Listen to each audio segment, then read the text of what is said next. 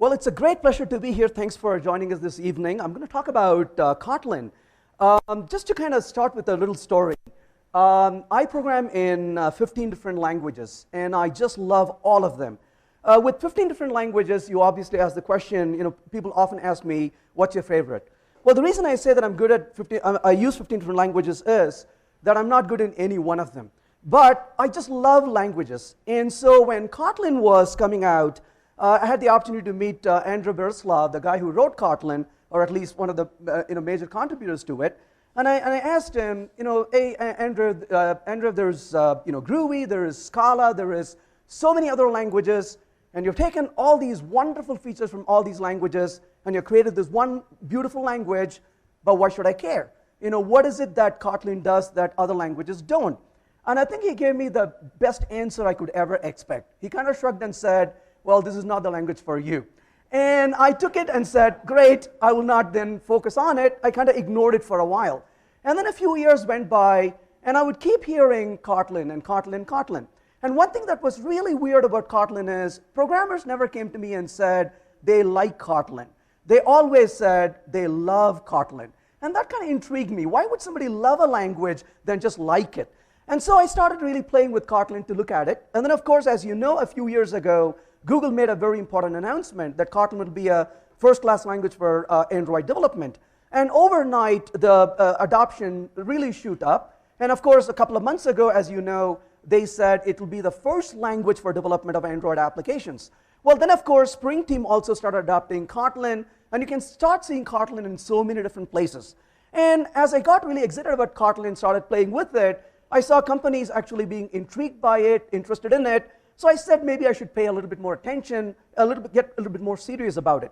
And I do have to admit to you that I was absolutely naive, because I said to myself, oh, I've written books on languages. What is the big deal? I can write about Kotlin. Biggest mistake. Because people tell you Kotlin is a much better language than Java, it's a fluent Java and all that.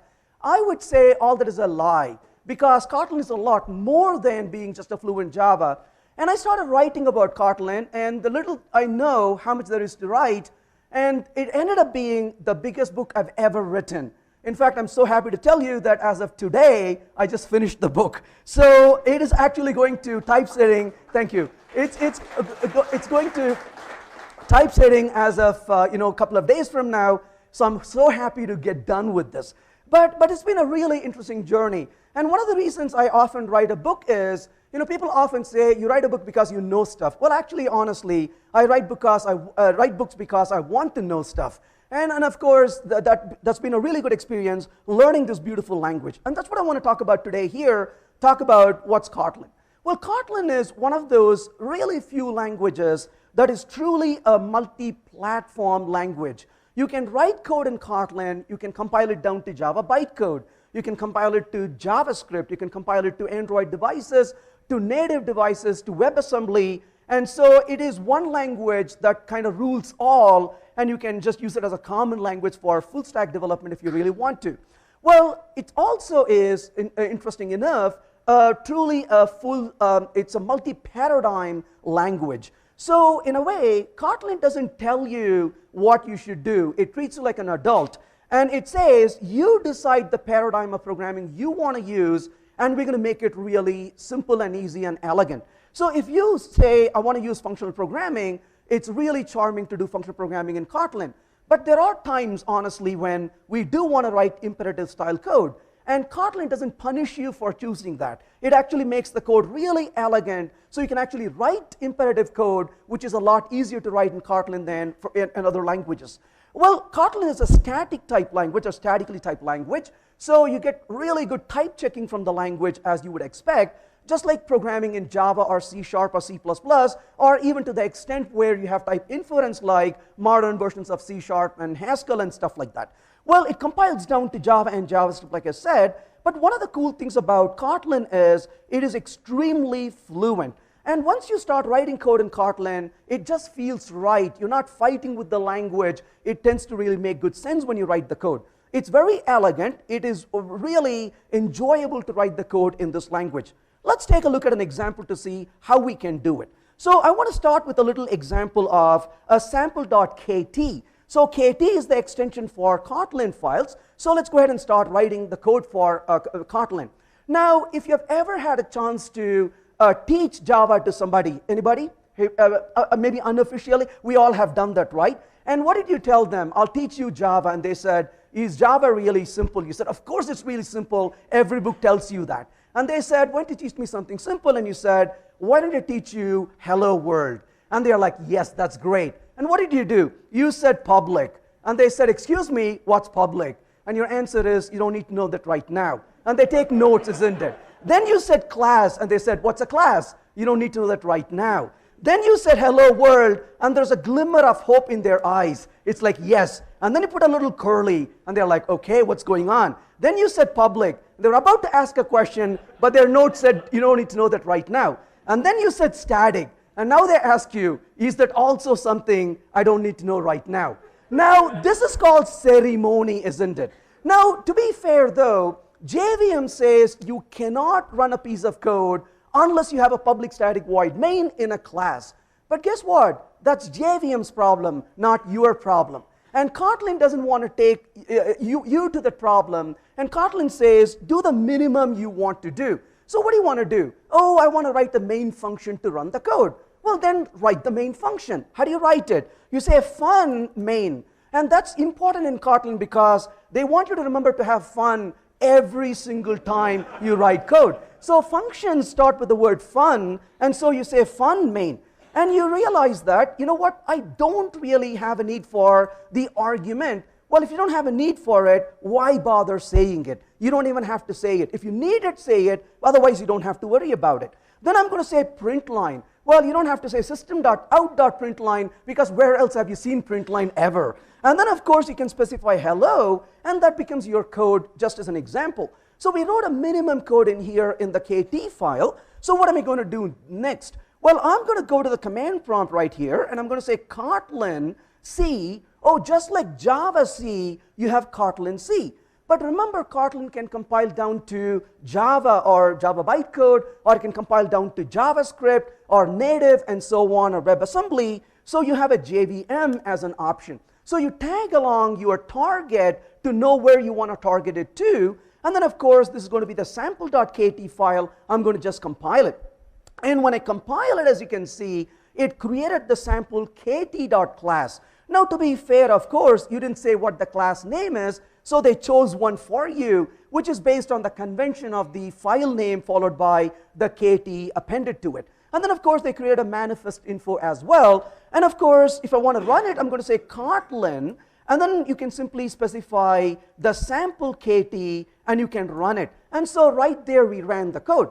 But of course, you say, gosh, if it's going to be a Java bytecode, why can't I just run it like a Java program? Well, sure, you can. So Java, and of course, minus class path, the current directory, and then I'm going to say sample kt, and I'm running that as a Java program because we compile it to Java bytecode. And obviously, if you're going to be using something special in Kotlin library, you can say minus class path, the current directory, or wherever the stuff is, and then you can append to it the path where the Kotlin standard library is. Just like we include other jar files, you can bring them in as well. So this shows us that you can write the code in Kotlin, but you can compile it down to Java bytecode, and you can run it as you can see here. So that becomes really easy.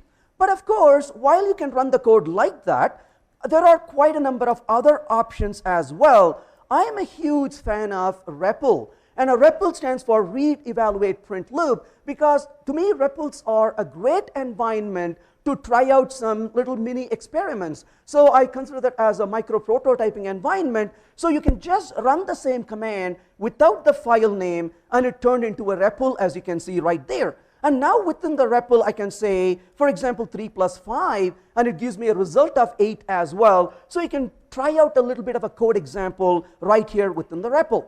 But having said that, though, I'm going to go ahead and delete all the stuff we wrote so far. So I'm going to get rid of those. And now what I'm going to do here is simply create a file called sample.kts. So I add a little s to the extension. Well, Kotlin, not only can you write code like you do in Java, you can also write a script in Kotlin as well. So if I create a script, I can just get down to the minimum even further and don't have to write even a function. So when do you write a script? Write a script if you want to do some really small task. If you want to build an enterprise application, create the traditional files and compile them. But for little things, we often do little system operations, you can write them in Kotlin. Well, the benefit is you don't have to learn different syntax and different shell commands for different operating systems. You just write the code once and you can run it on multiple operating systems as well. So that becomes a script. With one simple difference though, oftentimes among some programmers, the word script has a negative connotation. They frown at us when we say we write scripts. Well, Kotlin script is compiled in memory and executed. So if you have any error at all in the script will not run, period. So you don't have the risk of code running partially and then failing right in the middle. So it's all or nothing. It's going to run if it's correct, otherwise it's going to bail out. So in this case, I'm going to go ahead and run the script. How do I do that? So again, Kotlin c.jvm, but this time I'm going to say dash script, and I'm going to specify the sample.kts as the file, and it compiles it down and executes it, as you can see. So that's an example of running it as a script. And that's what I'm going to do for most of the talk because it's so convenient. So I'm going to just write the script here and then run it within the editor. Oh, talking about which, I want to quickly emphasize it. Well, Kotlin was created by JetBrains, and I would say JetBrains is probably the best IDE ever, hands down, isn't it? Pun intended, I often tell developers there are only two kinds of programmers in the world, those with idea and those with no idea. So I really love IntelliJ, and I want to be honest about it. But at the same time, I want to emphasize there is a bit of a suspicion among programmers, at least some programmers who say, oh, they created a language because they want you to buy their IDE. And that's why I want to emphasize I'm not using IntelliJ at all here. You don't have to use IntelliJ to do Kotlin programming. I mean, I hope you do, but you don't have to. That's a choice you make, which is independent of the language you choose. And as you can see here, I'm not using IntelliJ. I'm just using a plain editor. And you can run code with an editor. You can write code with an editor. You can use any IDE that you want to use. Kotlin doesn't force you to use any particular IDE or a particular editor. And so you can choose whatever you want to choose. So right there, I've written a little piece of code and I executed it within this as a script. So we saw the ability to write the code and compile it and execute it. We saw how to run it as a REPL as well. And then, of course, we saw how to run it as a script. So let's move a little further from there. Well, a few nice little things in Kotlin. Well, the very first thing in Kotlin is semicolon is optional. I mean, you saw that a minute ago. I did not put a semicolon in the very end. Semicolons are absolutely optional. So when you start programming in Kotlin, your right pinky actually shines a little bit because it's not doing that stupid semicolon over and over. So it can actually be used for more useful purpose. So you don't have to put a semicolon. Now, obviously, you may ask the question, is that such a big deal? And I would say it is huge because when it comes to creating DSLs, and Kotlin is a really good language for creating internal DSLs, it's a beautiful language, but semicolons disrupt the flow oftentimes. So if a language requires putting semicolon, it's not as suitable for creating DSLs as you would a language which doesn't require that. So from that point of view, I think this is brilliant. Well, secondly, it gives you sensible warnings. Well, Kotlin believes in failing fast and failing early. So if you have a piece of code that it suspects may lead to a confusion or an error, it gives you a warning pretty quickly. And for example, if you have a variable you have not used in the code, it'll give you a warning that you're not using that variable as one example. So one of the things I follow in development in general is this principle of treating warnings as errors. So I often configure my build system, my continuous integration system or Jenkins to fail if there's a warning. So in the case of Kotlin, you can run it with a -w error option. So if there were a warning, the build will actually fail. So you can actually fix that and move forward and make your code a lot more reliable. Well, Kotlin also has a really healthy dose of type inference. So what is type inference? When you create a variable, you can create a variable, for example, like this. You can say string is equal to hello, and then I'm going to print the value of greet, as you can see right in here. Now, obviously, the greet is a string because we defined it as a string, But at the same time, though, notice how we define this variable. We did not put the type and then the variable name. We reversed it from the Java point of view because Kotlin wants to emphasize the variable names are absolutely important. You know, how many times do you see where people do a string and this beautiful variable called x? And if you tell them not to use x, they use a p or a k or a w. It's insane. Well, Kotlin wants you to think about good names for variables based on the context, based on the domain. And the type is secondary compared to the variable name. Now, in this case, if I were to say greet is equal to 1, I want you to notice the error that you are getting at this point. Ignore the first error that you see up here, because the first error is complaining I cannot modify greet. But look at the second error in the bottom. It says error, the integer literal does not conform to a type expected. Well, keep that in mind for a minute. Now I'm going to go back to this code right here, and I'm going to remove the type information from here and execute the code. Now, what is the type of greet? Make no mistake, at compile time it knows the type of greet is a string. And that is basically type inference. It looks at the context and determines the type for you. So as a result, if I were to go back here and say greet equal to 1, notice the error that you get is exactly the same as before. It says the integer literal does not conform to the expected type string. So it is type inference. And so as a result, you don't have to waste your time saying what the type is when it's absolutely obvious. Not only can you use type inference for local variables, you can use type inference for function return types if the function is relatively small, that is, it's a single expression function. If a function is really large, Kotlin doesn't want to infer the type, not because it can't, because it doesn't want to, because it can be really confusing for the developers to know what the type is. They emphasize that you provide the type. Similarly, I think that Kotlin doesn't go overboard. I'm a huge fan of languages like Haskell. Don't get me wrong, I love those languages. But one thing that scares me in Haskell is Haskell will infer the type of your function parameters if you don't specify that. And I'm not really a big fan of that particular feature because I consider the interface of a function to be sacred. I don't want the implementation to vary the interface. So Kotlin says, you know what, you need to tell me what the parameter types are so they don't go overboard with this idea.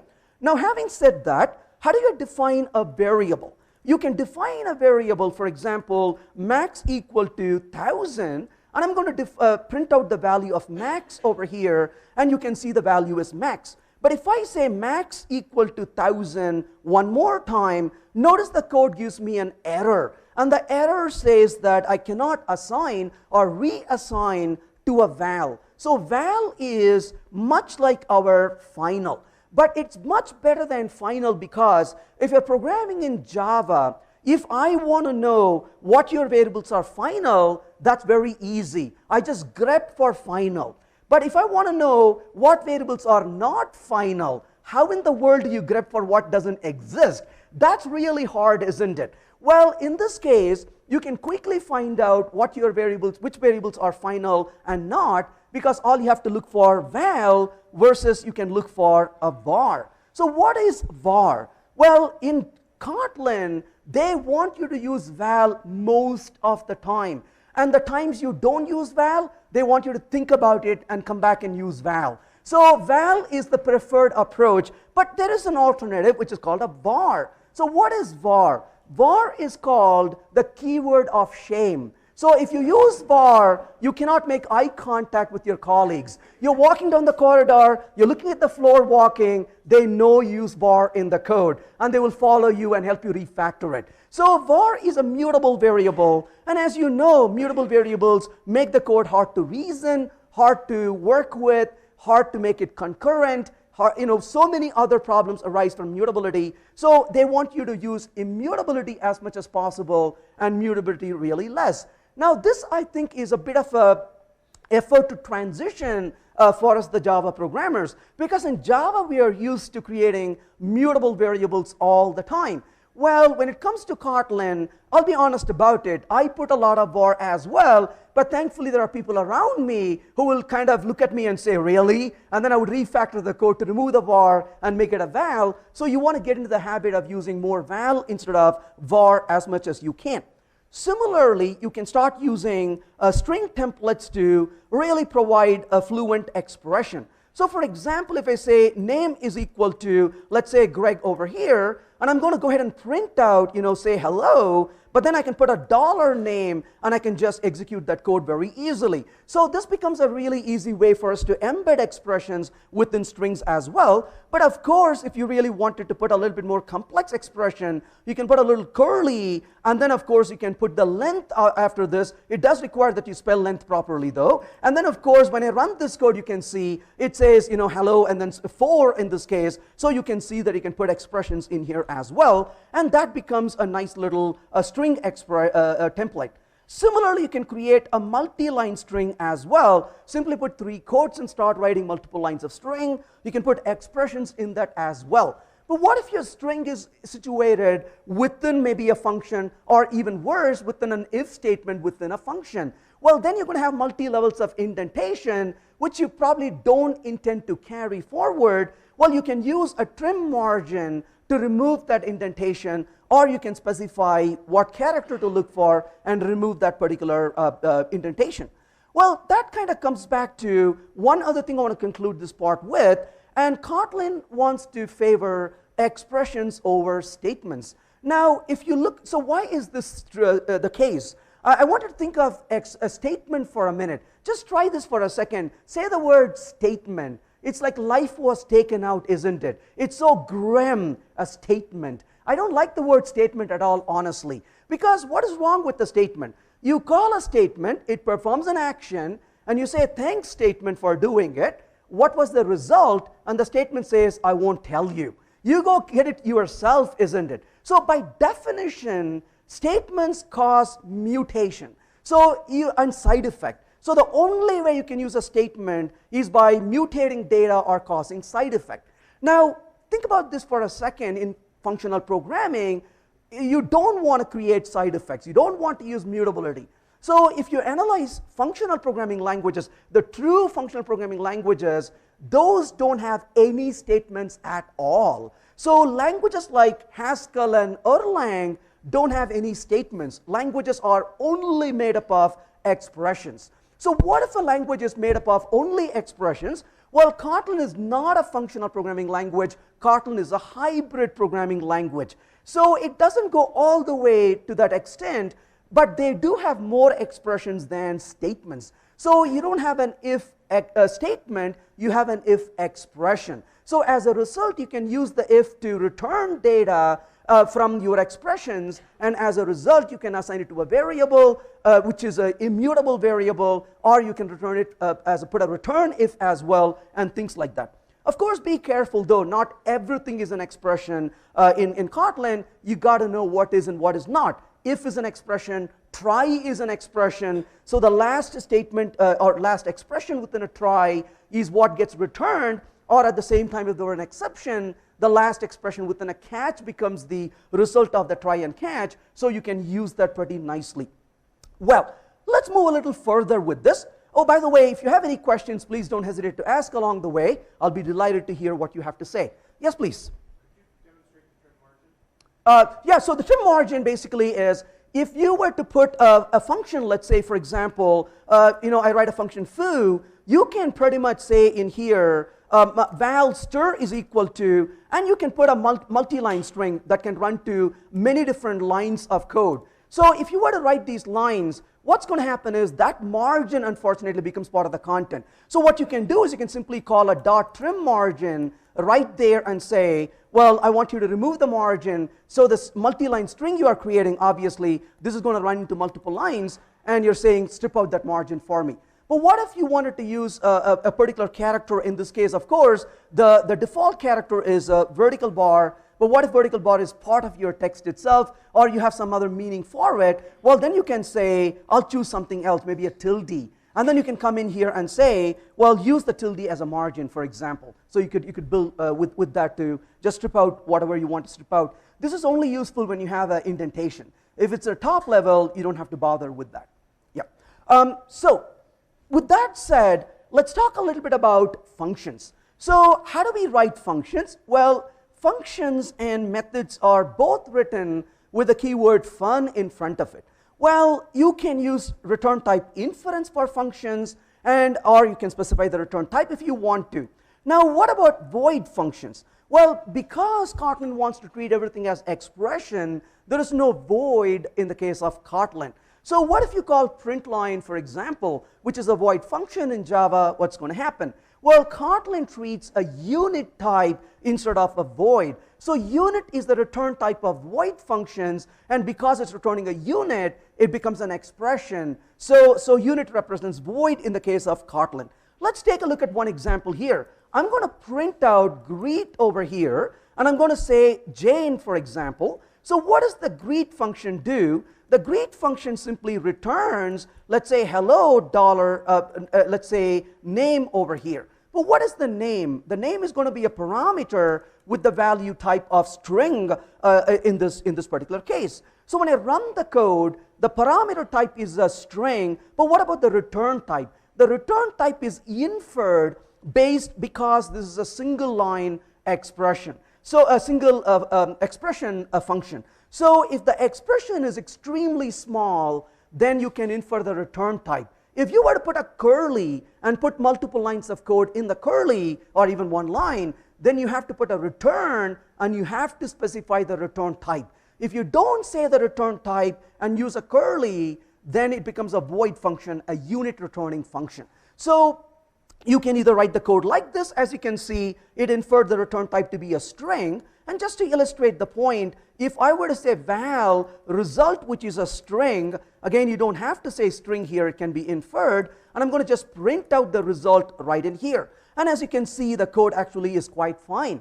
But if I change this to an int here, you'll get a compilation error, obviously, because the return type was inferred to be a string. You cannot assign it to an integer, obviously, and that gives you an error. But of course, you can entirely leave that out, and the type inference kicks in all the way through. Alternatively, you can go in and provide the return type. Obviously, this is wrong because the type of the function is a string return value. You cannot assign an integer to it. But of course, if you put a string, then everything is in harmony, and it simply works, as you can see. So that's an example of how you can specify the return type if you really like to. If you do specify the return type, you do have the option of specifying a little curly, and then of course you put a return at this point, and then you close that curly, and that becomes a regular function. This is a multi-line function, not a single expression function, and you can go that way also. Of course, be careful not to leave out this colon string, and if you do, that becomes a function that returns a unit, and then of course you put a return of a string, it's going to give you an error to tell you, hey, you're telling me you're going to return a unit, but you're returning a string, what's up with that? So that's going to be an error at that point. Well, going a little further, there are some really beautiful features in Kotlin. One of them is default arguments. Step back for a second and talk about Java. Well, in Java, what do we normally do if we want to vary the argument that we pass to a function? Well, for example, maybe what I want to do is to call the greet function and send Jane like this, or maybe I want to say Jerry, but I want to also call the greet function maybe later on and say Jane and pass maybe howdy. Well, in this case, I want the old code to continue to work, but I want the new code to take in an additional argument when I call in. So people who have written the code already don't have to go back and change all that code. They would have to recompile it, but they don't have to change it. Well, but how do we do that? Well, you can achieve this by using what is called a default argument. So you can say message colon string, and you can say equal to, and you can provide a hello, if you will. And then, of course, you can then write the function to say, this is going to be the message that I want to use. So existing code is going to continue to work, and the new code can pass in the new value to this particular function. So what you can do is to provide additional parameters with default arguments to this particular function. Now you can write as many default arguments as you like for the function as you may choose. But if you do, this is not just a default value, this is actually a default expression. So for example, you can go back to this code and you can say hi, and then you can put a dollar, for example, name.length. And this is a really geeky way of saying hi-fi to Jerry. So you can run the code that way also. So an argument can actually use the parameters to its left if you really wanted to, and this gives you quite a bit of flexibility, as you can see, in writing the default argument. So the default argument is actually an expression, not just a value, and that is the power you get out of this, and that's pretty powerful to extend the existing code to introduce default values. But I have to say, one of my favorites is the named arguments. Now, why is a named argument so important? Well, one of the things we carry about a lot is readability of code. And when you're reading the code a lot of times, you're probably not reading the code when you're having a great time. You're reading the code because you're not sure what the code is doing. And the worst way to write a code is to make it really cryptic, where the programmers take the beating and the suffering. So if you look at a function like, for example, let's say create person, and the create person takes a name which is a string, and then it has an age which is an integer, and height which is integer as well, and then it got a weight which is an integer. Now, because, and of course all I'm going to do here is simply say print line, let's say called for a minute. Now, sorry? Okay, so let's fix it. Are you happy now? Okay, so so let's go forward here. So in this case, of course, when I take this particular code, notice it gives you warnings. That's what I wanted to show you first. It tells me I'm not using name, I'm not using age, and so on. Well, that's the warning coming in to tell me, hey, are you not supposed to be using these? What's up with that? Well, let's go ahead and put the name really quickly here, age, and then maybe the height value, and then of course the weight as well. And of course it's not going to complain anymore. But then I'm going to call the create person, and I'm going to say Sam, comma, maybe I say 12, and I say something like 100, comma, 50. Now, if you were to come in and look at the code, clearly this is not going to be in front of you when you're looking at this code, because the code is defined someplace and used in another place. And you look at this code, and I am absolutely sure this is going to cause you some frustration, isn't it? Because you look at this code and say, what in the world do these 12 and 150 mean? Because we don't have a clue what these numbers mean in this particular context. Well, this is not a good way of writing code because it increases cognitive load for the programmers. Wouldn't it be so great to say age is equal to 12, and then simply say, for example, weight is equal to 50, comma, height is equal to 100. Just to emphasize, you can put them in any order you want to put them in. So when I run the code, of course, it becomes very expressive.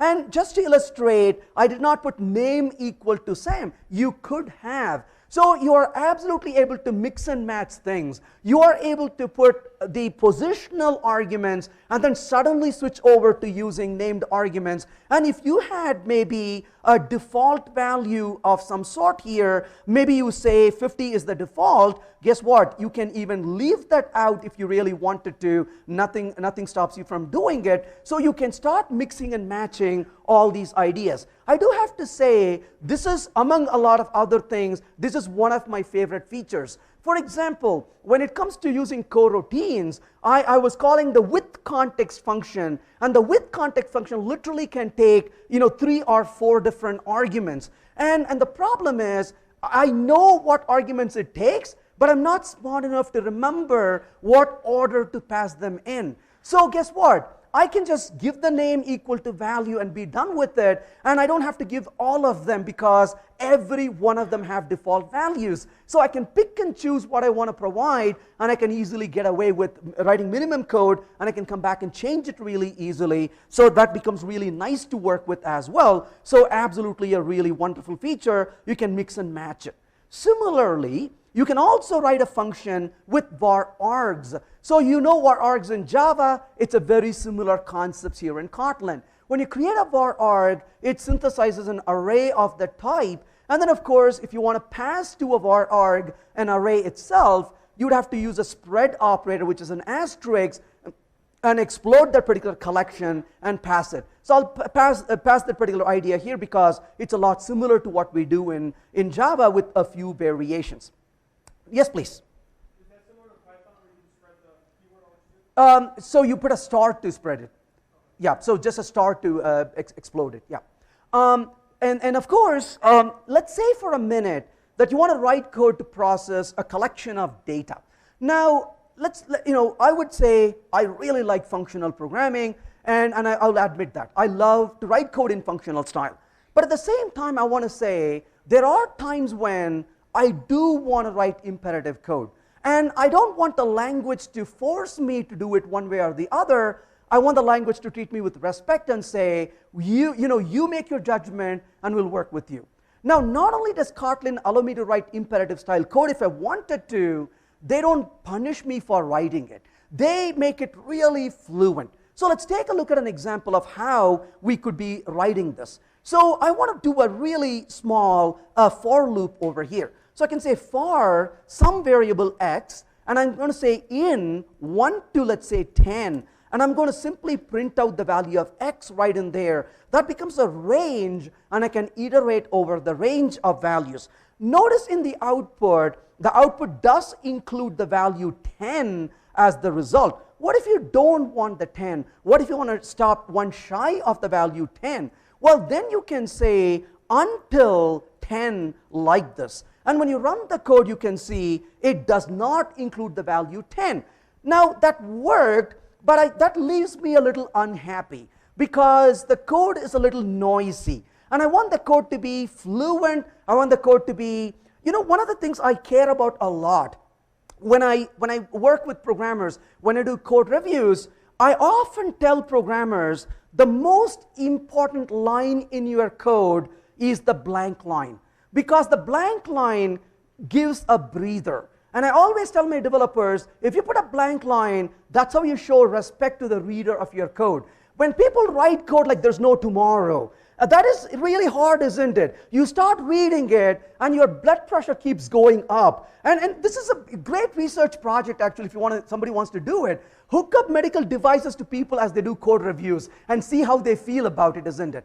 So to me, a little space gives me breather. And I'm like, this feels good when you're reading the code. Wouldn't it be nice to say a space until, and not having to put that stupid parenthesis around it, and you can run the code? Sure enough, you can do that as well. Not only can you do that on this code, you can do this on your own code as well, because all you have to do is create your functions as what are called infix functions. I'll talk about this more when we talk about fluency later on, so I'll come back to that, please. Bingo. Until is a method. Oh, it's a beautiful question. Until is a method on integer. One of the things I want to emphasize, and thanks for asking that, because Kotlin does a lot of stuff for you, and an immediate concern among programmers is, oh my gosh, we're going to incur the auto-boxing overhead. We're going to have poor performance if we do this. And this is the brilliant part of Kotlin. What they did is that until is an extension function on integer. It's not a function, it's not a method, it's an extension function. I'll talk more about extension functions later on, but at compile time, what they literally do is util is a static method in your package where it's defined in the standard library. So technically speaking, what happens is it turns into a 1, 10 at compile time, so you're not incurring an overhead. At the bytecode level, you have no boxing overhead because that's still a primitive integer, not an auto-boxed integer. So that's why those questions are extremely important.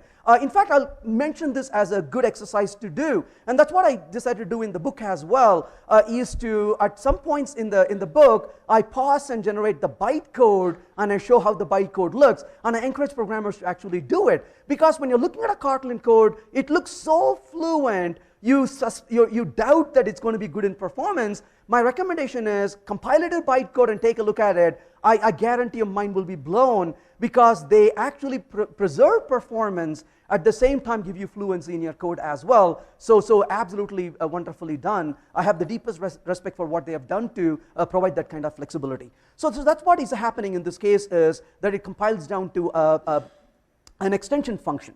So you can do this, but what if I don't want all the values? I can do a step 3, for example, and then of course I can start skipping the values as well, and that becomes really fluent, as you can see. Now, what does it create? It creates an in progression object along the way, and it's the in progression object that you're iterating, because that implements the iterator that you're really using at that point. So we saw these kinds of methods. Similarly, you can count down by using a down to method as well. But what if I really want to loop through values and print them? Well, let's give it an example here. Suppose I say names is equal to list of Tom, comma, Jerry. And I want to iterate over Tom and Jerry. This reminds me of an experience I had. I'm not even kidding with you. I called the support line and I said, may I speak to Tom, please? Without missing a beat, this guy said, Tom is out at lunch. I'm Jerry, may I help you? Seriously, I hung up. I mean, what are the chances Tom and Jerry work together in a company in support? This is a conspiracy, I think. But anyways, coming back to this code, I'm going to say for name in names, and then I'm going to simply say print out the name right there. Now notice the elegance of it. We're not doing I equal to 0, I less than, and then stop and ask the question, is it less than or equal to? You don't have to do any of that. But having said that, we do want the index from time to time. So if you do want the index, what do? Well, if you really want the index, you can go to this function and say with index, and you can call a function that gives you the value with the index. Now, obviously, what is it? Well, that's going to be called an entry, and I'm going to go ahead and print out the entry value right there. So good news, you got the index value along with the value. Bad news, how do we extract the index separately from the value? Well, therein comes another beautiful feature in Kotlin, and that is called destructuring. So what is destructuring? Well, structuring or construction is taking properties and creating an object.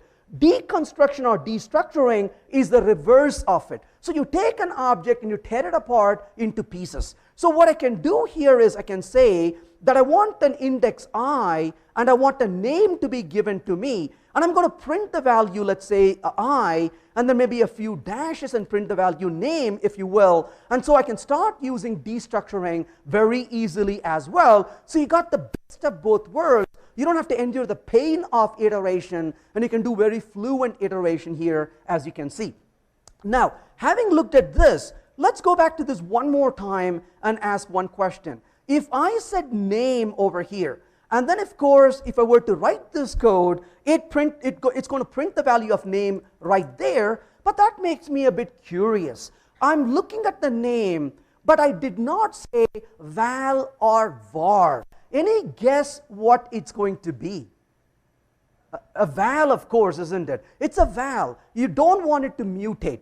Now, can we think of a use case where we do want to mutate that variable? That use case, there's only one use case. It's called insanity, right? There's no other reason ever to do it. So in the case of Kotlin, you cannot put val over here. Why not? Because what else do you expect? So it gives you an error. And don't even try putting var, you're going to make it really angry. So you cannot put anything because that's the only sensible option. It is immutable. Same thing with function parameters as well. I mean, how many times you write a function in Java and then somebody mutates that parameter and you run over to make it a final? Well, why would it not be final? So parameters are always final by default. You cannot make them non-final. That's the way they are. So val is going to be the case for functions parameters as well. With that said, I want to talk about argument matching, and this absolutely is beautiful. Yes, please. Sorry, all parameters are vals? When not used in a constructor scenario, all parameters are vals. Yep, that's the way it behaves. And it's very opinionated in that regard. That's the way they want you to use it as well. Yeah. Constructors are a little different, and we'll see why a little bit later. So given that, of course, let's talk about the argument matching. So let's think about this for a minute. I'm going to call process right here, and I'm going to print out the result of process, and I'm going to pass a 1 to it. Let's also call this with maybe a 14, maybe a hello, and then maybe one more, 1.5. Now, I'm calling a function called process. What does the function process do? The process function takes an input, and this input is any, meaning it could be just about anything. Now, I'm going to talk about a when. Now, before I talk about when, this was a few years ago. I was working with an application written in Ruby, and I was the only programmer on this application. So there was one thing I knew. Nobody else would ever look at this code. But there was one problem. I knew I was going to look at the code the next day, and I know I'm not going to be happy looking at it. And what I wrote was a series of if-else statements, and it was absolutely ugly. And I immediately stopped it and said, you know what, my tests are passing, but this if-else is really ugly, I'm going to fix it. And I started looking for a solution, and I found this beautiful thing in Ruby called when. So you can say case and maybe an expression, and then you can say when and give conditions, and every when becomes a beautiful branch, and the code just shrinks and becomes really, really elegant. I've used that ever since, and so when I program in a new language, I always kind of look out for things like that. So I was very happy that there was when in the case of Kotlin. When comes in a couple of different flavors. When is a statement, but when is also an expression. So if you really wanted to, you could say when input and make that a single expression function. The result of the when becomes the value that you're going to pass to it. So in this case, I can say if the value is 1, I'm going to return a 1. And what if it is not? I'm going to say else. I'm going to say whatever. So in this case, if I run the code, you will notice that it's going to tell you 1 for the first one and whatever for all the other things. If you use as an expression, the else part is required to handle what you may not have considered, and there are some variations depending on the type you are looking for. But one of the things you can do in here is you can come into this code and say in, and you can say 13 to 19, and you can specify a teen. And that's a beautiful syntax to look for a range or a value in a collection. So if you have fruits, you can say, is the given value a fruit in this collection of fruits? You can look that very quickly. And as you can see, it says a teen for the second call. Similarly, you can say is a string, and then you can specify got a string. And when you run the code, you can see it tells you that you got a string.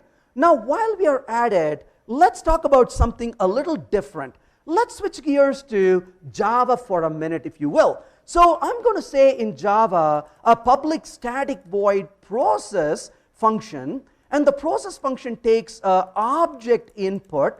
And then what am I going to do within this? I'm going to say if the input is an instance of string, then I'm going to simply say output got a string. Else I'm going to say something else. Who cares right now? We'll put something here. Now, given this code in Java, what I want to do is not just print got a string, but I want to say what the length of the string is. So I'm going to go ahead and write this code. I'm going to say got a string of length, and then I'm going to say plus, I'll say input dot length. Would that work? No, because I have to write some beautiful code here. I got to put a little parenthesis, and then I have to put a string right in here, isn't it? Now, anyone remembers what this feature is called? They call it casting, I call it punishment. Because you already asked the question, is it a string? Can you imagine talking to a human being like this? You say, is it a string? What's its length? Of what? Right? So this is not a conversation you're going to have, isn't it? They're not going to be a friend for too long if that's the way they talk. Because you want people to maintain a context. Well, Java doesn't maintain the context. You say, is it a string? It says yes and completely forgets it. And now you have to cast it again to get through. Well, but this is a punishment because it would be really nice if the language is intelligent. I've got a good news for you. Java is going to change this in the future. Just don't ask me when. But it's going to happen. And when Java changes, here's what you're going to see in Java as well, what I'm going to show you here as a feature called smart casting. So what you can do is you can go in here and say a $input.length, and you can say length right here, got a string of length, and then you can simply use a smart casting. Now, make no mistake, you cannot do input.length anywhere that you want to. So for example, if in this case you had said a string and then you had written the code like, for example, val result is equal to, for example, and then you put this when block right here, when expression right here, and then when you finish it off here, if you were to come in here and return, let's say this particular value, let me try to work my way through this, and I'm going to simply say return result at the very end of this. So when I run the code, it's going to give you that result. But if I were to go back here and say print line input.length, that will not compile, obviously. Why? Because the any doesn't have a length, so you couldn't do that right there. So in other words, this is an error, obviously, because input is not a string, but this is perfectly okay because within this branch, you know it is a string, and so it's very intelligent. That is smart casting right there at work, and that's what you're basically seeing at this point. So we saw the power of the when or the argument matching along with the auto casting as well. Well, that takes us to the next one, which is the null type. Now let's switch gears for a second and talk about effective Java. What did effective Java tell us? Don't return a null, instead return an empty collection. Absolutely wonderful advice. I couldn't agree more. But what did effective Java tell us in the past about returning a single reference if you don't have something to return? Well, we often returned a null. Now, when you return a null, there are two problems. Your code is not really telling the intention very clearly. A user of the code may not expect a null. And if they are not expecting a null and they receive one, they get a null pointer exception, which is really not a good thing. On the other hand, if they are expecting null and you won't return a null, they become overly defensive and write a lot of ugly code with all those checks, which is not a fun way to code. Well, what did Java 8 do? Java 8 introduced optional of type T. Well, there are three problems with optional in Java. The first problem is, if you write a function, let's say foo, and I'm going to return, let's say, an optional of string. Well, what are you going to return from here? You may return an optional of some data or an optional of empty. Well, the first problem is optional is a wrapper. So as a result, rather than returning a simple reference, you are returning a union object every single time. So as a result, there is a small overhead in this case. So that's one problem. The second problem is, if you provide a certain solution, there will always be a programmer who surprises you and does things you never expect them to do. I'm not kidding with you when I say it. I've come across programmers who literally said, return null here. And this is like absolutely useless. But they're like, I can return null. And you kind of scratch and say, please don't. There is no discussion anymore on this one, right? And the third problem, so this is the second problem is they may return null. And the third problem is Java does not stop stupid people, right? So that is the third problem in this. So if you're going to return a null, Java is not going to tell you, please don't. And what's going to happen? Your code is going to blow up one more time, which is kind of sad. Hopefully there's a code review and somebody takes that person and says, we never do this. Raise your hand and promise you will never do this. But it would be ideal if Java didn't permit to do it. Well, what if the language can give us this guarantee? So what if the language says, hey, this function will never return a null. I know it. And as a result, you never have to perform null check. Or the language says, hey, there's possibility of a null here. You better perform null check, and I'm not going to give you value without it. Well, that is exactly where nullable types come in. So what is a nullable type? For every type P, there is a parallel T question. So this is called a nullable type. So if you were to use an int, you have an int question mark as a nullable type. So if you want to return something that would not be a null guaranteed, return a non-nullable type. If you think there may be a null, possibly return a nullable type.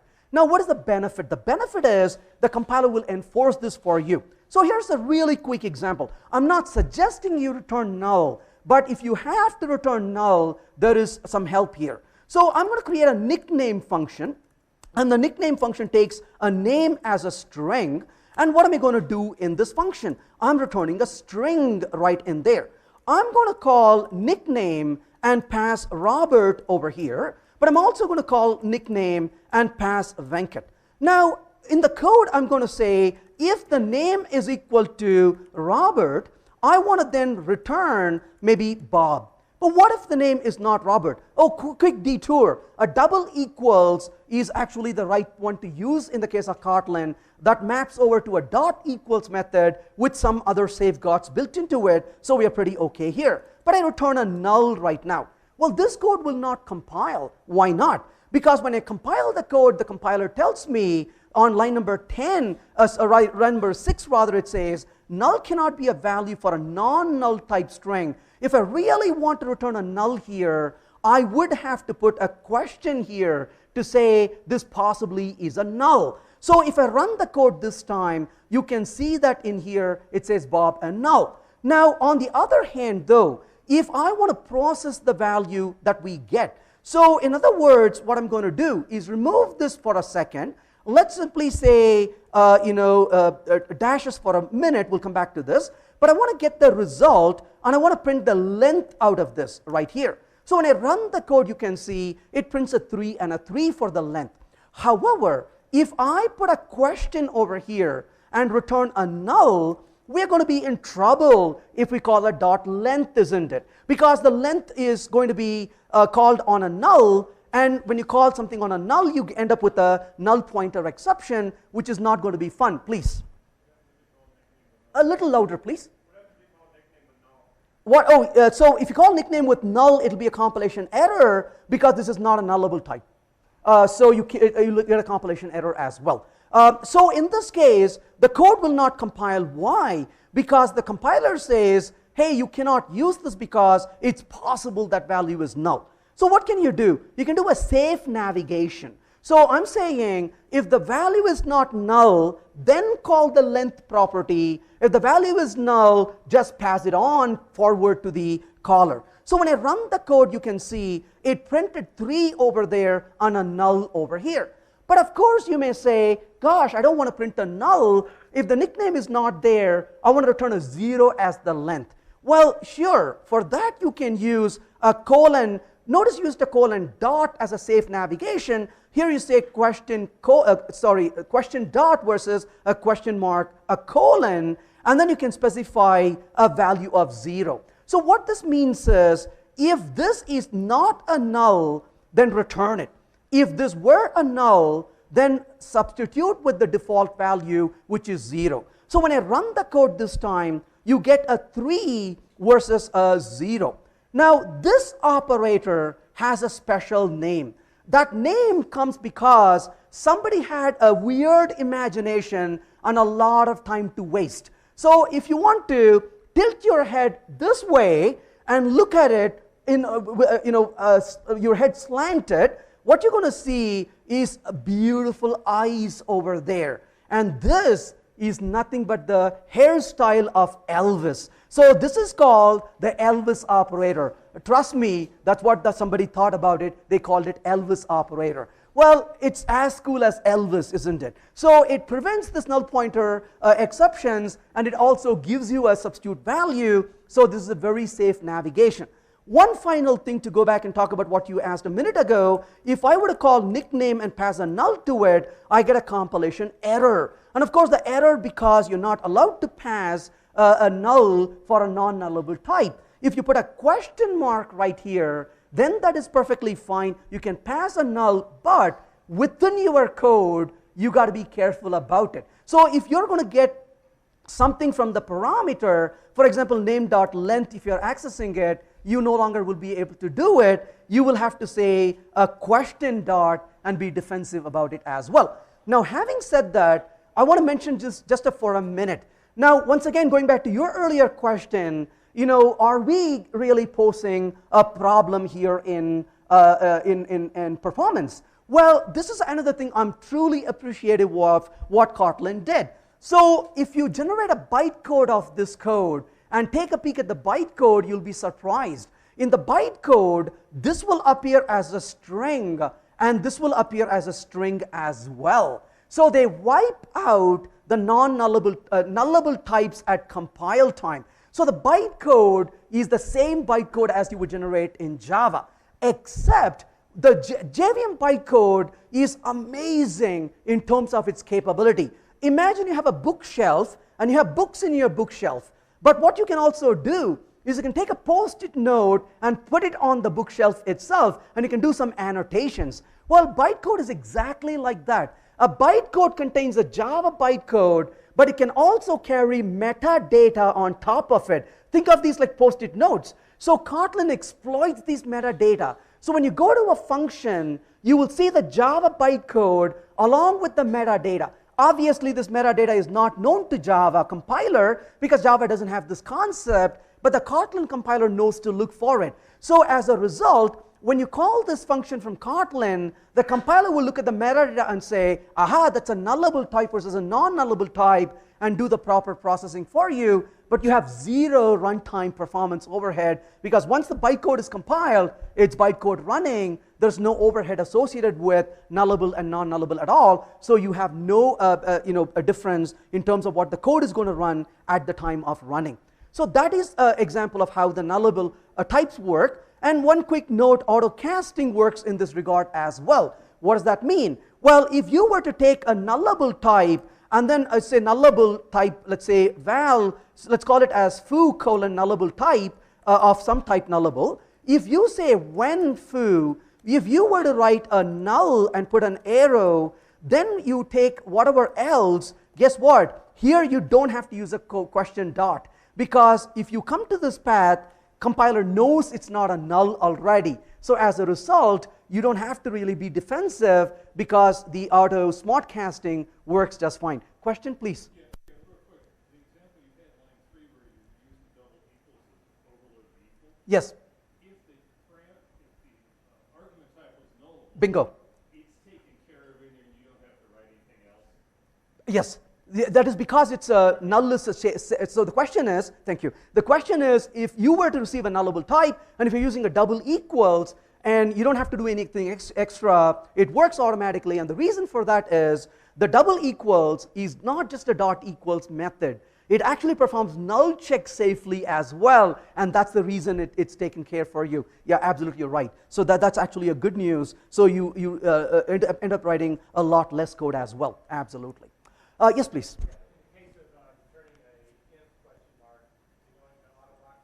So the question is, in the case of returning an int question mark, is going to auto box it? No, because actually it is extremely smart to fall back on primitive types almost everywhere possible. And this is one of the nice things about extension functions is they turn into a static method. So it's a language actually built with this in mind. And don't get me wrong, I love a lot of different languages. But in the past, when I've seen languages do something like this, they went the route of auto-boxing. And Kotlin not only learned from the good things about other languages, they learned from things that were not done really well in the other languages. And so they actually took the time and effort to make it really performant. And that is one thing that's very important to keep in mind, is that almost every corner you turn, you get the benefit of the language, but without compromising the runtime performance. And they've really taken the pain to really do that. Actually, in the Kotlin documentation, it will talk about that it does exactly that for just about every case except like int question mark. Because if you're returning an int question mark, it means that you have to be able to handle null, and there's no way to express a null in an int. So for that function, the API for that function declaration in the JVM, it returns back an integer. I stand corrected, you're right. Yes, in the case of when you have the primitive type being returned, that's the catch, because int cannot be null. Thank you, I stand corrected for that. But of course, if you were to return an int, there's no overhead for it. Yeah, you're right. So with the question mark, you're absolutely right. That's the catch because int cannot be a null. Thank you. If you're returning, like, instead of returning null, you're returning a Java function, is it going to default that to nullable or non-nullable? So your function is returning another function, you're saying? You're using a Java function from the library. Oh, so Java functions are already written, so you cannot change anything from them. So on the Kotlin side, it will be treated as a nullable type because it potentially could be a null. Okay. Yeah, absolutely. Except that a lot of this, especially the JDK stuff, has already been, they've gone through and identified the places where it's nullable or not. So in most cases... If it's annotated as a not null. Yeah, and so they've already gone through for most of the standard Java library and done that work. Right, but if it's your own Java library code, yeah, exactly, yeah. Okay, so moving a little further, what about functional style? Well, Kotlin provides you as much of functional style as you would like to use. So in this case, of course, you can create lambdas, and the way you create lambdas is a lot like you do in Java, except use curlies instead of the parentheses that you normally use. It feels a lot like writing it in Groovy. So as a result, you could use, for example, it as a variable if you have a single argument. Not only that, you can use method references as well if you really wanted to. So for example, if you were to say, let's say values is equal to a list of, let's say 1, 2, and 3, you can say values dot, let's say for each. Well, in this case, you could specify maybe the value that you're getting. You could say print the value out, and you can ask it for the value to be printed out at this particular point. Alternatively, what you could do is simply say, well, it's a single argument. Why don't I just simply say an it? And you could use an it in its place as well. Or alternatively, what you could do is simply get rid of this whole thing, and you can use a function reference as well. So for example, a println right here, and then as a result in this case, it simply uses that. So you can kind of vary based on what you really like to do. Similarly, you could use a filter map and reduce. If you want to write a functional code, you can write functional code as well with that. So a few different features that I want to quickly mention here. Well, when it comes to lambdas, there are some flexibilities. If the lambda is the last argument, you don't have to put that into parentheses. You can keep it outside, just like you can do in Groovy. So these concepts are pretty much prevalent in Groovy. They've kind of made use of these features. But one thing that really blew my mind in the case of Kotlin is that you can actually define lambda expressions, receivers of a lambda expression as an inline. And if you define it as an inline, then instead of making a call to a lambda, the lambda gets expanded right at the call site. Now clearly there's benefits to it and pros and cons to it. The benefit is you don't have a runtime overhead. The disadvantage, of course, is your bytecode becomes bigger in the place we are calling. So when do you use it? Well, a couple of reasons to use it. If you're going to make this call millions of times and the performance is really critical, you can consider inlining it. As a bonus, you can also do return from within those lambdas, because now that they're expanded, when you return from the exterior function. So return can only be used when you have functions that have inlining, and there are a few rules surrounding that. You can take a look at it. Yeah, please. Can lambda be assigned to variables? You can assign them to variable, and if you do, you have to say what the type is. So in that regard, suppose I say, in this case, val, and I'm going to say is even. Well, there are a couple of different ways you can handle this. One way you can handle it is you can say that this is an integer, and then of course you can return from this n mod 2 is equal to 0, and then of course you can call the is even and maybe send a value 4, if you will, to perform this computation. So in this case you can say this is going to be an even value that you're going to receive, and remember you should use a curly, not a parenthesis or a parenthesis. So in this case that becomes your lambda that you're passing, and you got to say what the type of this is. That's one way to specify the type. Alternatively, what you could do is you can also say val is even, but then you can say that this is going to receive an integer as a type, and then the result is going to be a Boolean at this point. And then of course in that case you can simply say even it mod 2 is equal to 0, and then that's another way you could write it. But you need to say what the type is if you're going to assign it to a variable, because there's not enough context to determine the type at that point. So with that said, what about classes? Well, before we go to classes, let's talk about extension functions. So what are extension functions? Well, it's a little weird. In the case of Kotlin, you cannot inherit from classes unless the classes are open. So by default, classes are final. But you cannot inherit from it, but you can add methods to existing classes. Well, to be fair though, they don't actually do bytecode injection. Instead, they turn these into static methods that get called. So as a result, you're not really compromising any of the encapsulation boundaries of the object in any way. So let's say for a minute, I have a greet is equal to, and I'm going to say in this case, hello, and I'm going to say print the word value for greet, and you can see in this case, the greet gets printed. But what if I want to say shout? Well, obviously we can agree that if you're meeting a friend after a long time, you definitely don't want to whisper hello, you want to shout. Well, sadly, that method doesn't exist. I think it should really be part of the JDK. But what if you really want to add a shout method? Well, you can simply say over here a string, well, first of all, function, a string, and I'm going to call it shout, and simply implement the method like the way you want to. So uppercase, for example, and then when you run the code, you can see it is going to print that in uppercase. So you can start adding methods to classes as well.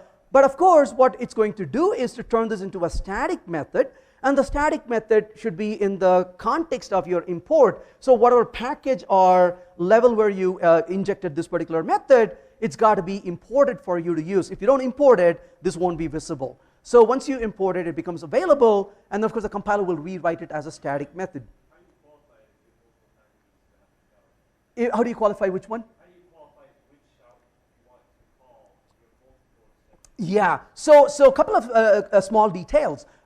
If there is a member function of the class, then it always takes precedence. It will not really use any of the extension functions at that point.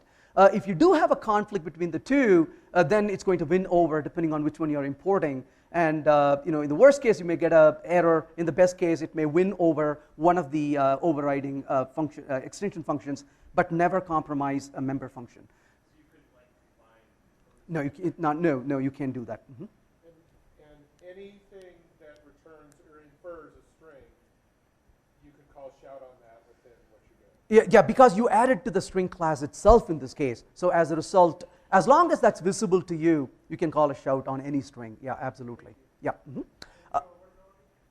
cannot you mean override it. You cannot override it because it's not part of the class. You can add parameters to it, yes. I'm not sure what, like you have an existing function, you're overwriting another one. Yeah, it's because it's basically a static method you're writing. It's not conflicting at that point. Yeah, but you cannot override it though. So if you're inheriting from a class, you cannot override it because it's not a member function. It's a static function. As we know, static functions are not polymorphic, so you cannot override it. But overloading is fine. But again, you should use a judgment whether it's a good idea. It can become confusing. Yeah. So in a sense, what's happening is if you have more parameters here, so for example, you want to say a level, and again, assume that in this case, you have a shout as a method in the class for a minute, then you can say level, but obviously the way this actually works is this actually becomes the first argument, and the level that you're going to pass to it becomes a second argument. That's the way it actually works, so that's not a problem. Yeah. So with that said, like I said, it's not part of the class itself. What about creating classes? Well, like I mentioned earlier, classes are final by default. Unless you put an open, they don't become available. But how do I write a class? Well, this is a minimalistic design here. So I'm going to go ahead and say OK. And you can see that the code doesn't have any problems with it. So you don't have to put a lot of ceremony into it. I'm a big fan of this approach because I believe in writing test and writing code. So when writing test, I don't have to fill in an object with unnecessary things when I don't have enough to do, so I can start small and start moving further.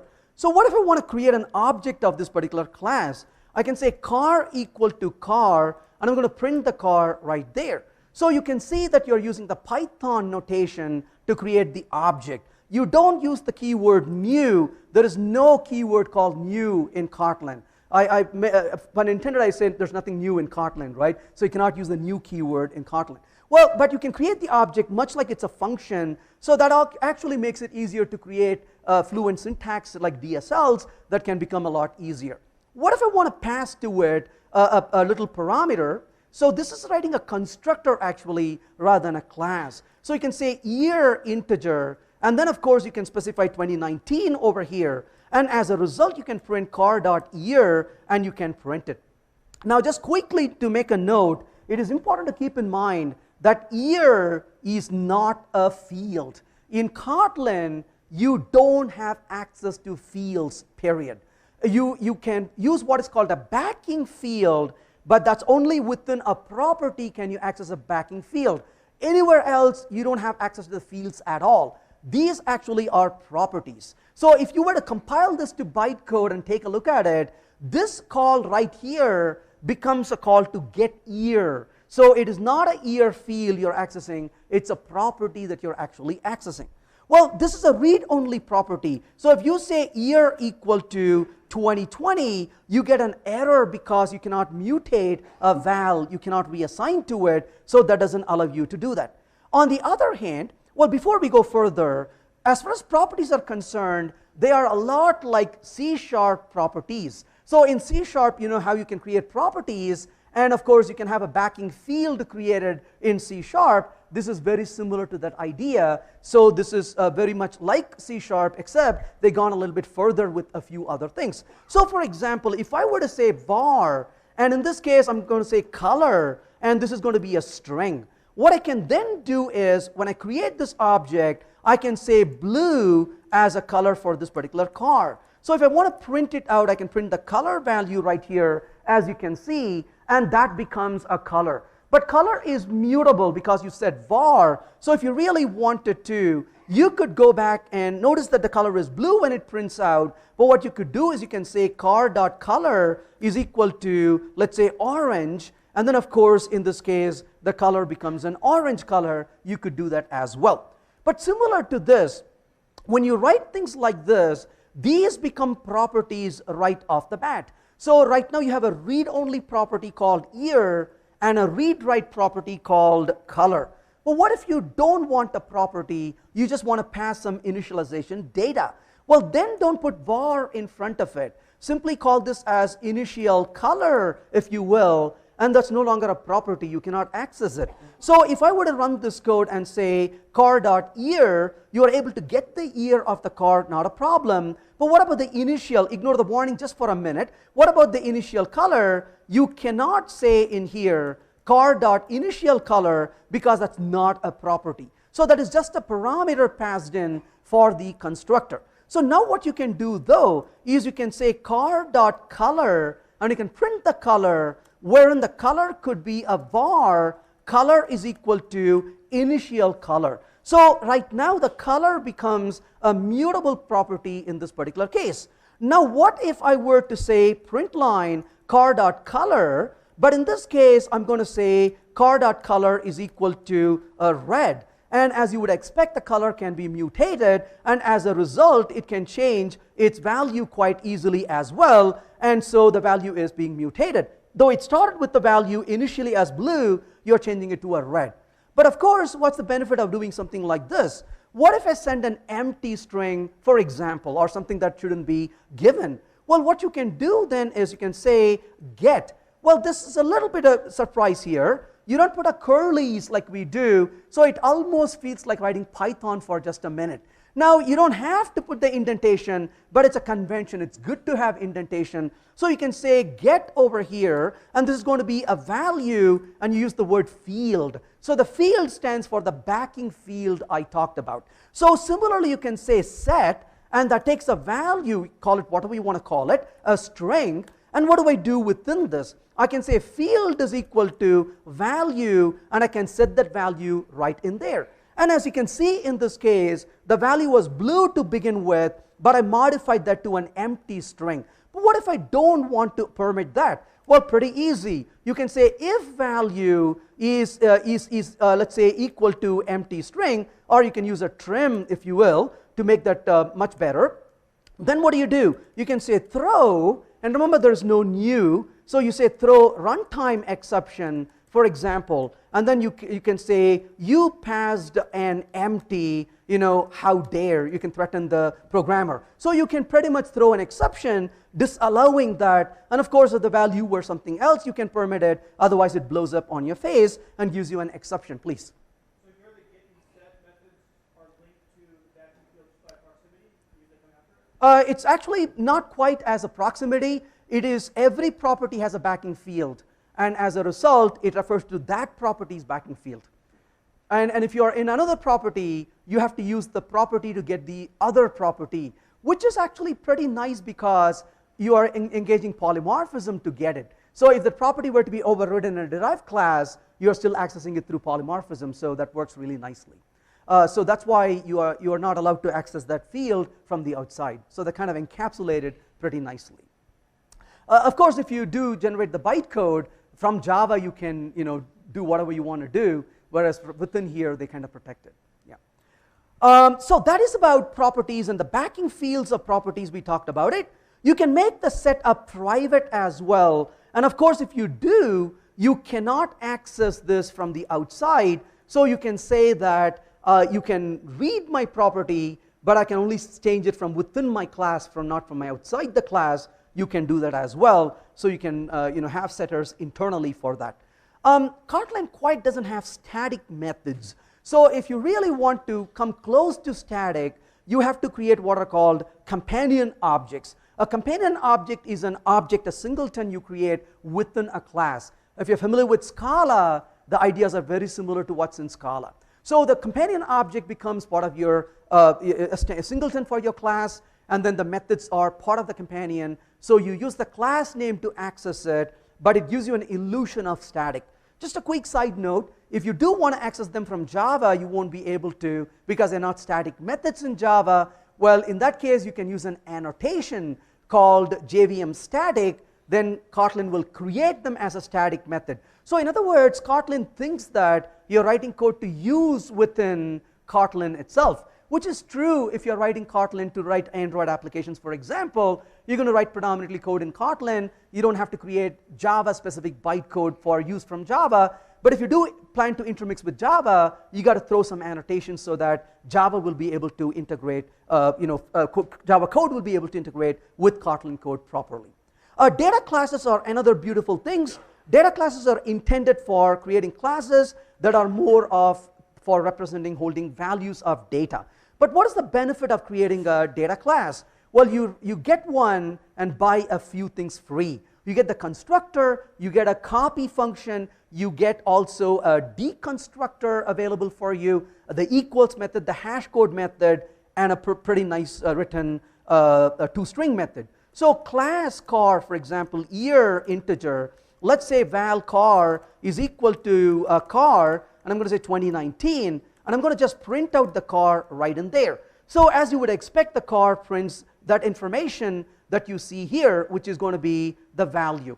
Well, what if I wanted to print out some more details? I can say data, and when I run the code this time, you can see from the output that it is going to be a data class. Oh, sorry, pardon me, I forgot one thing here. No wonder it said year is not being used. Well, there you go. It's a field, a property right now, but that's an ugly output. But instead of mark it as a data class, now you can see that I get actually a fairly nice output of the year. Well, the two-string method is at play here. Similarly, equals and hash code and copy function, and of course, you're also able to make deconstruction very easily for this. Destructuring works really well also.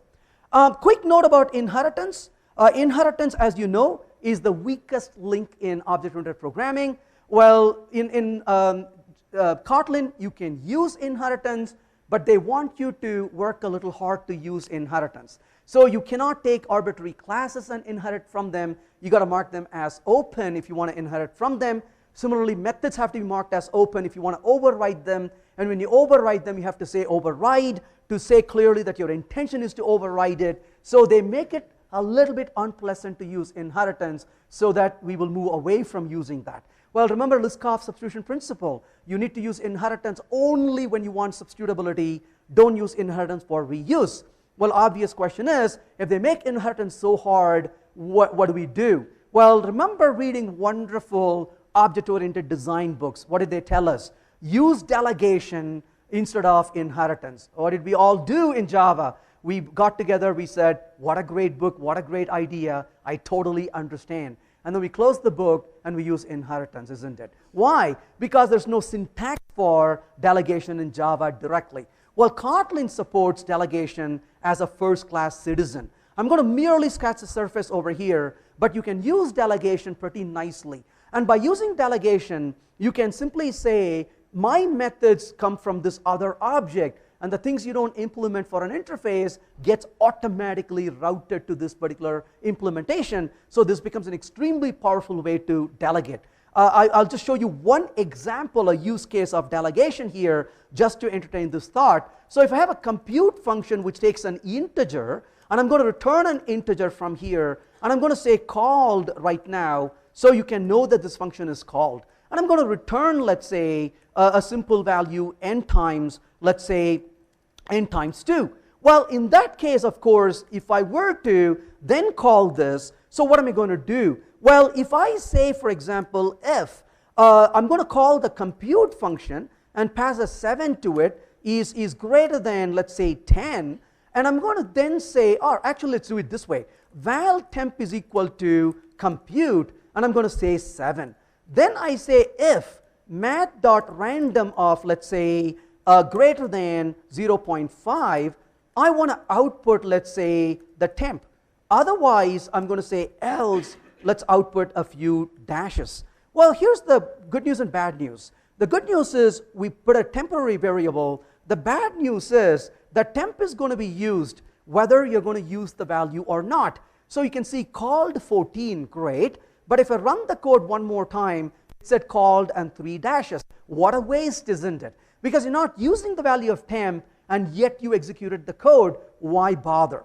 Well, what you can do instead is you can come in here and say val temp, and you can say by lazy, and then you can mark this as a lazy evaluation. Now here's a way to think about it. You're taking that variable temp and you're delegating its value to a lazy evaluation. The lazy will not run until the value is needed, and when it is needed, it will not run more than once. So for example, if I were to print temp a second time, it is not going to naively compute it one more time. It is going to really reuse it. So notice it printed 3 dashes right there, but if I run it one more time, it is going to then, when it comes into this particular, okay, I'll try one more time. So, and of course, when I run this now, you can see it said called once, not twice, even though we printed it twice. So that's an example of lazy. Similarly, there are other implementations of lazy, but you can implement your own delegation as well and make use of beautiful reuse of objects without spending too much effort. With that said, I want to quickly show you one last example for creating some amazing Fluent code. And for this, I want to show you 2 different things in here. Let's say we have a class called pizza, and the class pizza contains, let's say, a function. And in this case, I'm going to say spread. I'm going to take a topping. We'll just take it as a string. And all I'm going to do is simply print out spread and then the topping, let's say, that I want to print out. Well, if I take this code, I can create an object of pizza. Let's say pizza is equal to pizza. Then I can say pizza.spread. Well, if I call the spread function, I can spread maybe some sauce on it. Then I can also say pizza.spread. And in this case, let's say, let's take some olives on it. So if I were to run this code, obviously it prints the spread and those 2, but wouldn't it be nice to just leave out all this noise in the code and simply say that I want to call this without a dot and without a parenthesis? Well, it doesn't work, but it gives you a clue as to how to make this work. Notice it says infix modifier. So if you mark it as infix, you can then get rid of that dot and parenthesis, and you can write the code like this. And one other thing that is so beautiful, and yet when I saw this, I was quite unhappy because I didn't understand the magic. And I don't like magic. I want code to be obvious to me. And when I looked at it, I was very unhappy because I'm like, how does this code work? And I had to kind of switch back to something else to understand this code. So this is, let's switch gears to JavaScript for a minute. In JavaScript, if you have a function called func, you can do the following. You can say func and you can call with the value 7, or you can call func and you can do a call and send a context object and a 7. The context object you pass in JavaScript becomes the this within the function. So in other words, in JavaScript, you have this wicked feature. You can take an arbitrary function and make it a member function of your class. Now, that concept exists in JavaScript. Now, let's think about what Kotlin does with this. Imagine taking an arbitrary lambda expression and suddenly making the lambda as if it's an extension function of your object. I mean, this blows my mind because suddenly you can run this in the context of your object. Let's give it a try. So I'm going to say over here greet, and the greet function takes a name which is a string. I'm going to pass the string right in here. So for this purpose, what I want to do is simply say val greet, and the val greet is going to say equal to, this is going to take a string as an input, and it's going to return a unit. I'm just going to print it out, let's say. Well, in that case, what is the function going to do? It simply says print, and I'm going to say hello, and then print the name given to me. What is the name though? The name comes in as a parameter to this particular function. So if I were to start with this, I can call greet and say Jane right here, and of course it's going to say hello Jane to print it. However, you can come down here and say a string dot right here. And if you say string dot, this means that your lambda is going to run as if the lambda is a member function of that class. And so how do you make this work? And I struggled with the syntax, honestly. And then one day it dawned on me, oh my gosh, I know how this works in JavaScript. And I kind of took a deep breath and said, I'm going to write the code in Kotlin like I do in JavaScript. Literally, this is what I did. I put the word hello right there to run the code. And this time I said $this. And I was honestly absolutely shocked that this code actually ran. But then what they do is, they don't do it this way. They take this and say .greet, and they do Jane. And that is absolutely wicked. So this is the equivalent of it. You're able to run the method as if it is a member function. So you're able to hijack lambdas and run them like they are member functions of your class. Well, you can exploit all of these ideas to do something like this. You can say operate, and then you can say, for example, something along the lines of this, runs fast, and then you can say this turns left, and then you can say this turns, let's say, right.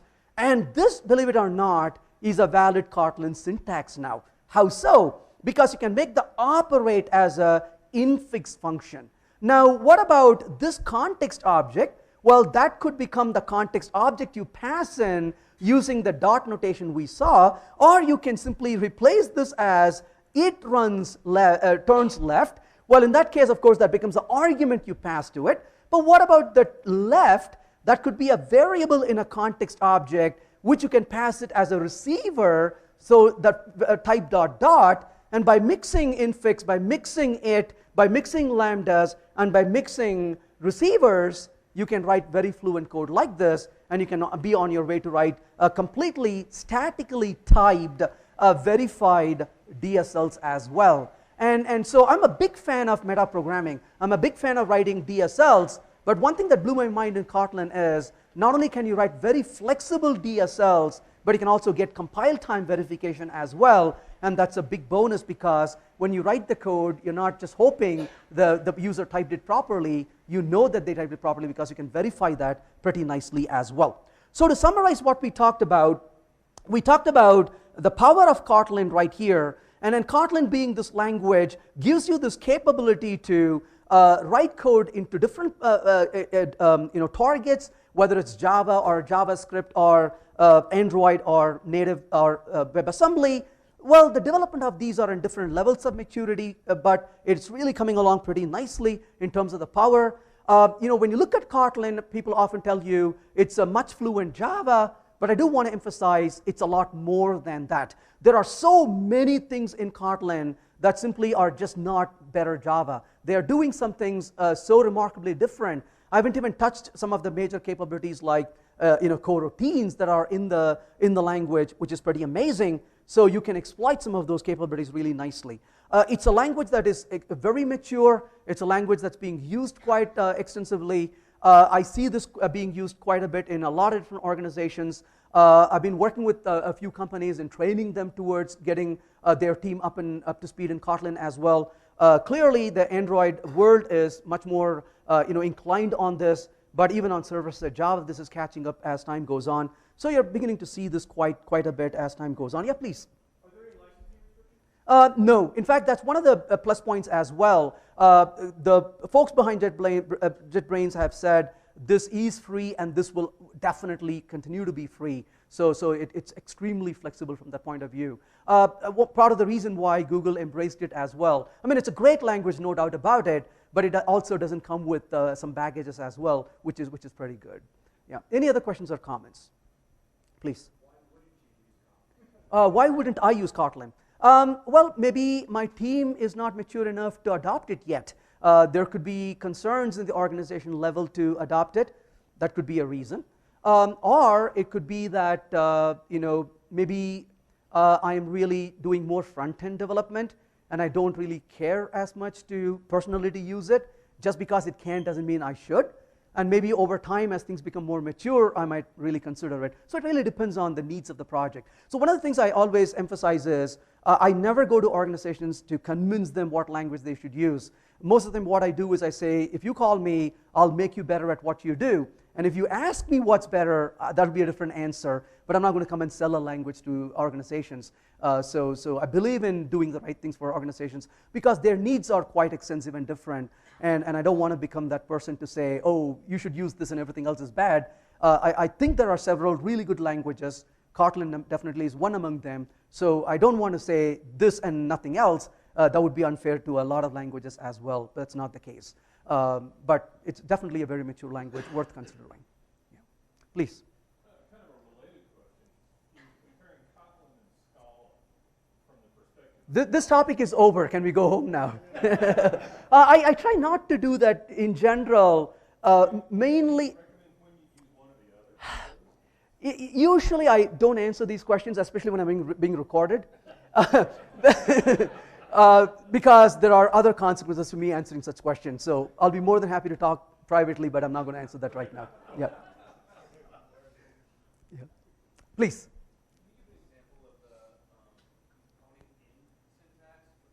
You bet. So this predominantly is for a data class. So if I were to say a data class, let's say person, and then I'm going to say, oh, let's say name is going to be a string that's going to come in. And in this case, of course, it's going to be a val. And then I'm going to say age, which is going to be, let's say, an integer.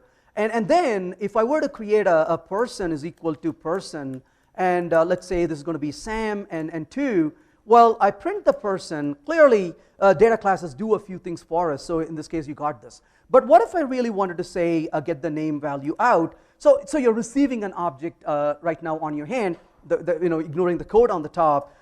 You can say name is equal to person.name, and then you can say val age is equal to person.age, and then you can print out, let's say, name of the person and the age of the person, and you could print it that way.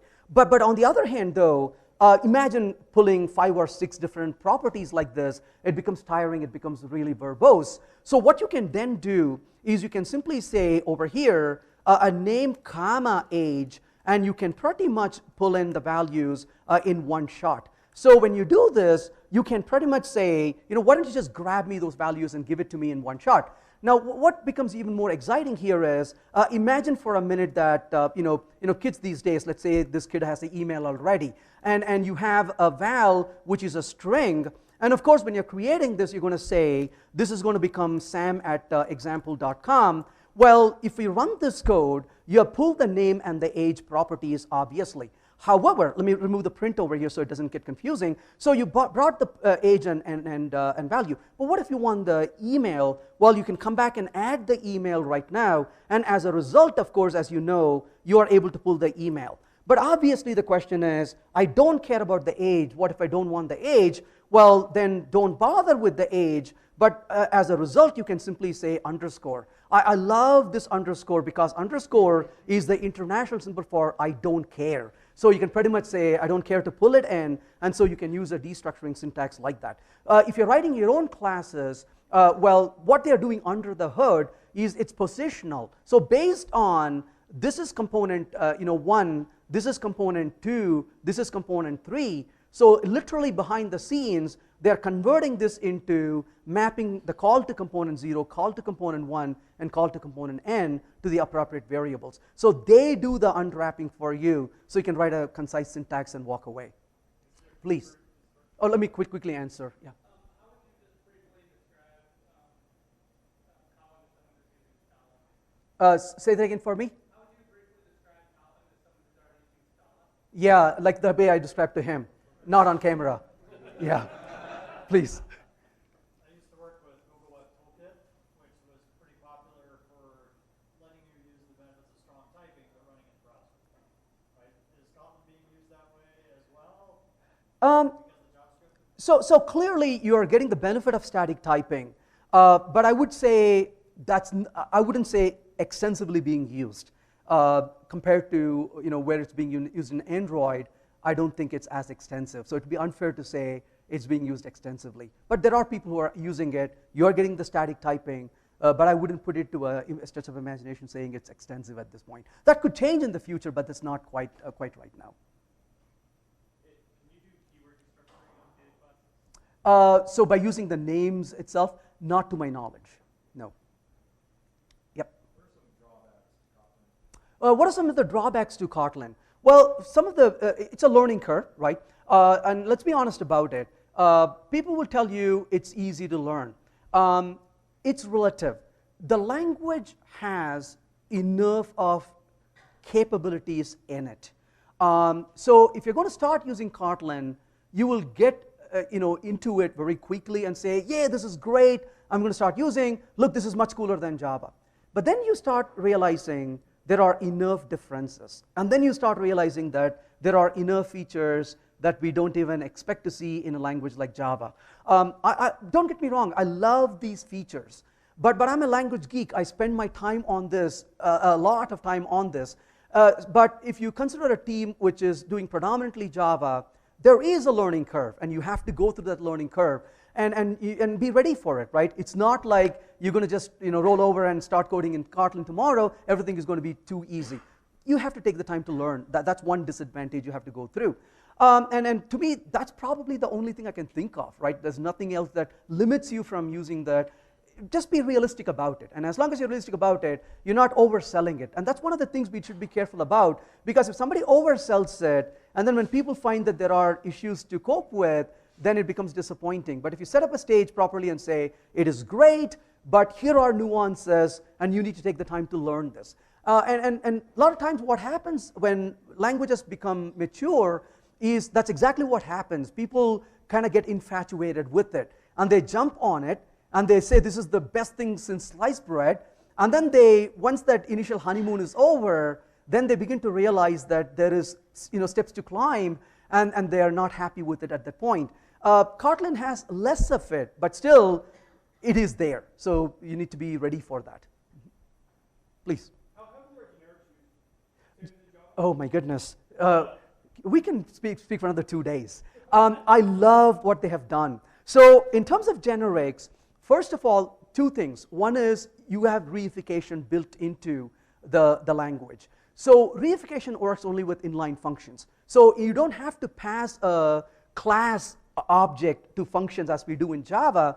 You can just say reified, and then you can do checking for the type, and you can do casting for the type as well. Well, clearly you cannot do this in Java because of type erasure. Even in Kotlin, you cannot do that without reification. But the minute you say reify, the compiler will then know the type at compile time and expand the code because it's inlined.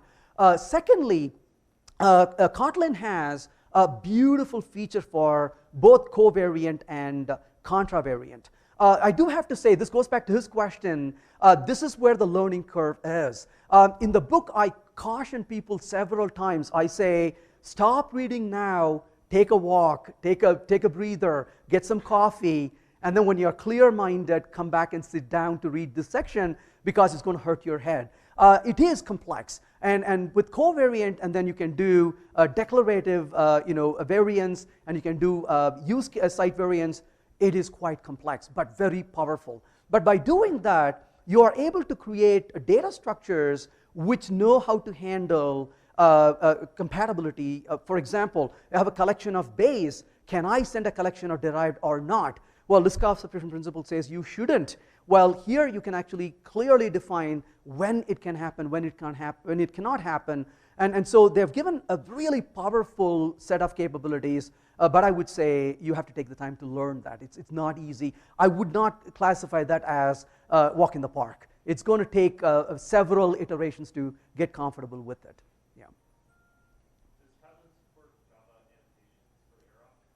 So the answer is yes. So there are a slew of annotations. Does Kotlin support Java annotations for interop? So let's step back and answer the question a little bit. If you're going to go from Kotlin to Java, it is almost no problem. And I say almost because there's always edge cases you will come across, and then you have to work around. So Kotlin to Java is almost easy. Java to Kotlin, on the other hand, is nothing but. And when I say nothing but, I want to classify that. I'm not saying it's impossible. I'm not saying it's hard. I'm saying it takes effort. And the reason it takes effort is, in the case of Kotlin, when you're writing overloaded functions, when you're writing functions with, default arguments, or you're writing functions with, let's say, companion objects, you have not planned them to be static, well, those methods don't appear as static. Or you have a function in which you throw an exception. Kotlin does not have, thankfully, the concept of checked exceptions. You can throw exceptions anytime you want to, and you don't have to say throws to say that. You can catch exception anytime you want to. You don't have to say, oh, they're not throwing it, I cannot catch it. There's no concept of checked exception. Good news, there's no checked exception. Bad news, if you compile that to bytecode, then you don't have a throws clause on it. If you call that function in Java, you cannot put a catch block around it in Java. So now you have to come back to Kotlin and say, I want to add an annotation to say throws, so the bytecode will have the throws clause. So these are the things you have to kind of look at, and there's like JVM default, JVM static, throws. So you have to annotate. Well, so the answer is, are we going to waste our time annotating the heck out of this? So the answer to that is, think of a circle. Within the circle, you have Kotlin code which you plan to use within Kotlin. These are your internal API. Don't waste your time annotating. Come to the boundaries, and only in the boundary, if you know that those will be called from Java, then annotate your boundaries. So it's a nice compromise. While you have to annotate, you don't have to annotate everything. So you can clearly define what is your internal API intended to use within Kotlin, what's your external API you intend to use from Java, for example, or other JVM languages, and then start annotating only those things. So you can do that.